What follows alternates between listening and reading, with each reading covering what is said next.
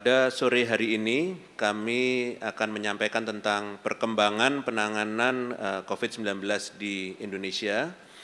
Pertama, kami ingin sampaikan bahwa tidak terasa bahwa perjuangan kita ini telah sampai bulan ke-8 dalam penanganan COVID-19.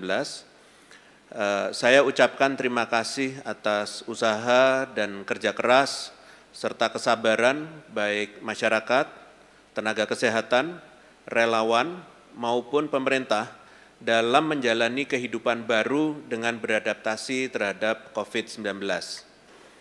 Kita telah mengukir beberapa prestasi seperti tren penurunan kasus aktif dan kematian, serta tren kenaikan angka kesembuhan dari bulan ke bulan. Selain itu, angka testing kita pun berangsur-angsur meningkat dari yang hanya mencakup 16,86% di bulan Juni sampai minggu ketiga bulan Oktober lalu pernah mencapai 82,51%. Akan tetapi tetap ingat bahwa masih ada tugas yang menanti seperti menekan angka kematian nasional sampai di bawah angka dunia. Kemudian menerapkan protokol kesehatan secara menyeluruh, serta memastikan kembali 3T, yaitu testing, tracing, dan treatment, sehingga dapat memenuhi standar global. Tercatat bahwa pada minggu keempat dan kelima bulan Oktober, yang bersamaan dengan libur panjang, terjadi penurunan cakupan testing menjadi 74,78%, dan 62,66%. Saat ini, penanganan COVID-19 di Indonesia sudah berada pada jalur yang tepat. Tentunya kami berharap jangan sampai kita terlena dan berpuas diri dengan pencapaian yang ada. Tetap kami ingatkan kepada masyarakat agar jangan lengah. Capaian ini harus menjadi motivasi bagi kita semuanya untuk terus meningkatkan kesadaran terhadap pentingnya pencegahan COVID-19, selalu disiplin terhadap protokol kesehatan 3M, memakai masker, mencuci tangan, dan menjaga jarak, serta jauhi kerumunan. Selain itu, pastikan juga beristirahat yang cukup, makan makanan bergizi, dan rutin berolahraga. Apabila merasakan gejala, segera lakukan testing di fasilitas kesehatan terdekat. Bagi masyarakat yang positif COVID-19, saya meminta agar ikuti anjuran tenaga kesehatan selama masa treatment, sehingga dapat segera sembuh. Jangan takut untuk ke rumah sakit, karena biaya perawatan sepenuhnya ditanggung oleh pemerintah. Ingat, kunci keberhasilan kita adalah kedisiplinan dan komitmen untuk menjalankan protokol kesehatan. Pandemi ini akan lebih mudah ditangani apabila masyarakat dan pemerintah sepakat untuk bahu-membahu menjalankan perannya masing-masing. Selanjutnya, kami ingin sampaikan perkembangan kasus harian COVID-19 pada tanggal 3 November 2020. Terjadi penambahan kasus positif sebesar 2.973, di mana jumlah kasus aktif pada hari ini adalah 54.732 atau 13%, di mana angka dunia kasus aktif adalah 25,52%. Sedangkan jumlah kasus sembuh sampai dengan hari ini kumulatif adalah 349.497 atau 83,5%, di mana kasus sembuh dunia adalah 71,9%. Sedangkan jumlah kasus meninggal kumulatif adalah 14.146 atau 3,4%, di mana kasus meninggal dunia adalah 2,5%. sehubungan dengan berbagai pemberitaan di media massa mengenai perbedaan data suspek, perlu kami sampaikan bahwa sedang dilakukan perbaikan dan penyelarasan koordinasi pelaporan data dari daerah, yaitu kabupaten kota, ke provinsi, dan ke pemerintah pusat atau Kementerian Kesehatan. Hal ini menyangkut teknik pengumpulan dan validasi data yang jumlahnya sangat besar dan membutuhkan waktu pemrosesannya sehingga belum bisa betul-betul real time. Kita mengantisipasi akan ada beberapa update data setelah terjadi proses verifikasi yang dilakukan di tingkat daerah dan pusat. Ini bagian dari proses satu data COVID-19 yang pernah kami sampaikan sebelumnya, dan upaya interoperabilitas data pusat daerah. Terkait data suspek, Kementerian Kesehatan telah berkoordinasi dengan daerah, baik di tingkat provinsi maupun kabupaten kota, sehingga terjadi perubahan yang cukup signifikan. Kami akan selalu memberikan update kepada publik tentang proses peningkatan kualitas pencatatan dan pelaporan data dalam rangka kebijakan pemerintah untuk menangani COVID-19 ini berdasarkan data ilmiah. Dengan seiringnya waktu dan proses penanganan COVID-19, Kementerian Kesehatan telah melakukan pemutakhiran data berdasarkan input dari masing-masing provinsi sesuai definisi yang ada di dalam Surat Keputusan Menteri Kesehatan nomor HK 0107-Menkes-413-2020. Selanjutnya kami ingin menyampaikan tentang keadaan di minggu ini, di mana terlihat perkembangan kasus COVID-19 di tingkat nasional yang cenderung menurun dari pekan sebelumnya. Pada tingkat nasional, di pekan ini terjadi penurunan kasus positif sebesar 17,1%. Ini adalah perkembangan ke arah yang lebih baik karena kasus positif mengalami penurunan. Penambahan kasus positif harus terus-menerus turun setiap minggunya. Kami mengapresiasi pada Provinsi Jawa Barat, Banten, Kepulauan Riau, dan Jawa Tengah yang pada pekan sebelumnya masuk ke dalam 5 besar, namun di pekan ini berhasil keluar dari 5 besar dengan berupaya menekan angka kasusnya.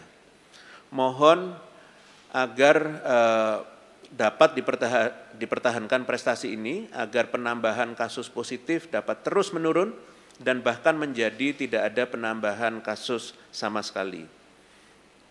Perlu perhatian khusus pada 5 besar provinsi dengan kenaikan kasus tertinggi pada pekan ini. 5 besar provinsi dengan kenaikan kasus tertinggi pada pekan ini diisi oleh Sumatera Barat, ini naik 142, Kepulauan Riau naik 137, DIY naik 76, Papua Barat naik 45, dan Papua naik 40. Selain kesiapan dari sarana dan prasarana di rumah sakit, pemerintah juga telah mempersiapkan kondisi laboratorium dan ketersediaan reagen. Saat ini, pemerintah telah menyiagakan sebanyak 422 laboratorium pemeriksaan PCR dan TCM atau tes cepat molekuler se-Indonesia. Selanjutnya, pemerintah telah mempersiapkan stok reagen PCR untuk 795.000 spesimen dan reagen RNA sebanyak 686.000 spesimen. Penyediaan obat untuk penanganan COVID-19 mengacu pada protokol tata laksana COVID-19. Sebagian besar obat tersebut telah diproduksi oleh industri farmasi nasional dan bahan bakunya telah masuk ke Indonesia sejak awal April 2020. Per 31 Oktober 2020, obat sudah didistribusikan ke 34 Dinas Kesehatan Provinsi, dan 779 rumah sakit. Untuk mengantisipasi pemenuhan kebutuhan obat hingga Desember 2020, pemerintah sedang melakukan pengadaan obat penanganan COVID-19. Hal ini dilakukan untuk terus meningkatkan penanganan COVID-19 di Indonesia. Selain terus mencanangkan dan meningkatkan kedisiplinan pelaksanaan protokol kesehatan di seluruh lapisan masyarakat untuk terus dapat menekan angka kasus. Seiring dengan penurunan penambahan kasus positif mingguan, penambahan kematian mingguan juga mengalami penurunan 18% dari pekan sebelumnya. Provinsi Jawa Barat, Sumatera Barat, Jawa Tengah, Kepulauan Riau, dan Nusa Tenggara Barat yang pada pekan sebelumnya berada di 5 besar provinsi dengan kenaikan kematian tertinggi, telah berhasil menekan angka kematiannya pada pekan ini sehingga berhasil keluar dari 5 besar. Perlu perhatian khusus pada provinsi yang pada pekan ini masuk ke dalam 5 besar kenaikan kematian tertinggi, yaitu Kalimantan Barat naik 11, kemudian Sulawesi Selatan naik 10, Papua naik 8, Lampung naik 6, dan Kalimantan Timur naik 6. Sementara untuk persentase kasus meninggal tertinggi diisi oleh Jawa Timur, yaitu 7,16%, Nusa Tenggara Barat 5,53%, Sumatera Selatan 5,35%, Jawa Tengah 5,11%, dan Bengkulu 4,53%. Perbanyak testing dan tingkatkan angka kesembuhan agar persentase ini dapat terus menurun.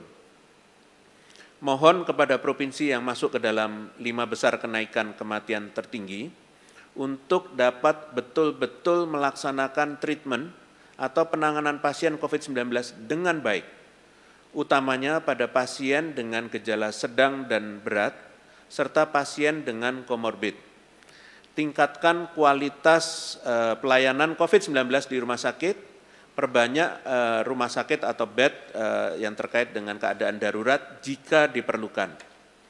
Lakukan koordinasi dengan pemerintah pusat melalui Kementerian Kesehatan dan Satuan Tugas apabila membutuhkan bantuan dalam penanganan COVID-19. Satgas mengingatkan kepada masyarakat yang sudah kembali dari perjalanan selama masa libur panjang untuk segera melakukan testing dalam rangka memastikan antisipasi bila terjadi atau tertular. Jika testing menunjukkan hasil yang positif, maka segera lakukan karantina di fasilitas yang telah ditetapkan oleh pemerintah. Ikuti anjuran dari tenaga kesehatan sehingga treatment yang dilakukan dapat berjalan secara efektif dan mempercepat kesembuhan sehingga angka kematian juga dapat ditekan. Kami juga meminta kepada masyarakat untuk betul-betul mendukung upaya 3T, testing, tracing, dan treatment ini dengan bersifat terbuka ketika tracing dilakukan. Keterbukaan masyarakat ini merupakan kunci utama dalam melacak kontak terdekat, sekaligus juga memastikan mereka memperoleh perawatan atau treatment yang lebih dini dan baik. Meski angka kesembuhan juga secara nasional terus mengalami perbaikan, namun jumlah kesembuhan di pekan ini mengalami perlambatan sebesar 0,8% dari pekan sebelumnya. Ini adalah kabar yang kurang baik karena 2 minggu berturut-turut jumlah kesembuhan kita mengalami perlambatan. Seharusnya jumlah kesembuhan harus terus kita jaga agar terus bertambah. Kami mengapresiasi provinsi yang terus meningkatkan angka kesembuhannya seperti 5 provinsi dengan kenaikan kesembuhan tertinggi di Indonesia. Kelima provinsi tersebut adalah Sumatera Barat naik sebesar 1.537, Kalimantan Timur naik 337, DKI Jakarta naik 334, Banten naik 271 dan Jawa Barat naik 269. Sementara itu, persentase kesembuhan tertinggi di tingkat nasional adalah Gorontalo, yaitu 94,44%, Kalimantan Selatan 91,31%, Bali sebesar 90,36%, Sulawesi Selatan sebesar 90,1%, dan Kepulauan Bangka Belitung sebesar 89,61%. Dimohon kepada seluruh provinsi yang telah disebutkan agar terus mempertahankan dan meningkatkan angka kesembuhan. Kepada provinsi lainnya, berlomba-lombalah untuk mencapai angka kesembuhan yang tertinggi. Satgas terus berkoordinasi dengan pemerintah daerah untuk meningkatkan dan mengoptimalkan 3T, testing, tracing, dan treatment terhadap masyarakat pasca liburan panjang 28 Oktober sampai dengan 1 November 2020. Optimalisasi 3T ini merupakan langkah antisipasi terhadap kenaikan kasus positif di masyarakat. Melalui 3T ini, maka kami berharap mereka yang positif COVID-19 dapat dideteksi dan juga dilacak dengan lebih dini sehingga mendapatkan treatment yang baik sesuai standar kesehatan. Dengan demikian, angka kesembuhan dapat ditingkatkan sekaligus juga menekan angka kematian. Pada pekan ini terjadi perubahan zonasi pada zona merah. Zona merah atau zona risiko tinggi ini mengalami penurunan dari 20 kabupaten kota menjadi 19 kabupaten kota. Namun demikian, jumlah kabupaten kota yang masuk di zona oranye dan zona risiko sedang ini mengalami peningkatan dari 360 kabupaten kota pada minggu sebelumnya meningkat menjadi 371 kabupaten kota. Terlihat masih banyak daerah yang terlena dan lengah, serta merasa nyaman untuk berada di zona oranye. Ingat, zona oranye juga masih berbahaya dan berisiko terjadi peningkatan penularan. Jika di daerah zona oranye semakin lengah, tidak menutup kemungkinan akan berpindah ke zona merah. Selanjutnya, terdapat penurunan yang cukup signifikan di daerah yang masuk di zona kuning atau zona dengan risiko rendah. Jika sebelumnya terdapat 115 kabupaten kota di zona kuning, maka saat ini jumlahnya turun menjadi 104 kabupaten kota. Terdapat sedikit peningkatan di daerah yang tidak ada kasus baru. Jika pada minggu lalu hanya terdapat 7 kabupaten kota yang tidak memiliki kasus baru, maka pada minggu ini jumlahnya bertambah menjadi 8 kabupaten kota. Sedangkan kabupaten kota yang tidak terdampak COVID-19, jumlahnya tetap seperti minggu lalu, yaitu ada 12 kabupaten kota. Selama 5 bulan terakhir, terdapat kemajuan dalam penanganan COVID-19 di kabupaten kota di Indonesia. Walaupun demikian, terlihat bahwa mayoritas daerah cukup nyaman berada di zona oranye atau zona dengan risiko sedang. Hal ini terlihat dalam 4 minggu terakhir, terjadi peningkatan daerah yang berada di zona oranye dari 65,73% menjadi 72,18%. Selain itu, jumlah kabupaten kota yang berada pada zona kuning dan hijau juga masih sedikit karena berpindah ke zona oranye. Kami mengharapkan kerja keras dari pemerintah daerah untuk dapat keluar dari zona risiko sedang atau zona oranye ke zona kuning maupun hijau. Libur panjang 28 Oktober sampai dengan 1 November 2020 ini berpotensi meningkatkan kenaikan kasus positif COVID-19. Tren kenaikan kasus pasca liburan panjang pernah terjadi sebelumnya, yaitu pada libur panjang Idul Fitri pada akhir Mei dan Hari Kemerdekaan RI pada Agustus 2020.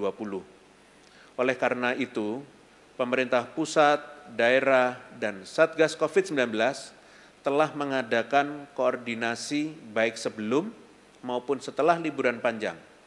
Antisipasi terhadap potensi kenaikan kasus positif baik dari pintu kedatangan maupun fasilitas kesehatan disusun dalam beberapa langkah penanganan. Antisipasi yang dilakukan di pintu kedatangan diantaranya adalah pertama, intensifikasi pengawasan kekarantinaan. Yang kedua, berlakunya e-hack atau Electronic Health Alert Card. Yang ketiga adalah penyiapan alur rujukan kasus positif. Yang keempat adalah penyiapan sarana dan prasarana pelabuhan dan bandara untuk penerapan protokol kesehatan. Kemudian terdapat pula upaya antisipasi yang dilakukan di rumah sakit. Koordinasi dengan dinas dan fasilitas kesehatan setempat, kemudian penyiapan sarana dan prasarana rumah sakit, dan berdasarkan arahan dari Kementerian Kesehatan, terdapat 3 strategi rekayasa perawatan berdasarkan besar lonjakan kasus yang berpeluang terjadi. Pertama, apabila terjadi kenaikan pasien COVID-19 sebesar 20 sampai dengan 50%, maka rumah sakit rujukan siap menampung kenaikan pasien tersebut. Hal ini juga ditunjang karena kapasitas terpakai saat ini berada pada tingkat 50%. Kedua, apabila terjadi kenaikan pasien sebesar 50 sampai dengan 100%, maka pemerintah akan menambah kapasitas ruang perawatan umum menjadi ruang perawatan COVID-19, sehingga ruang rawat inap COVID-19 dapat ditambah kapasitasnya.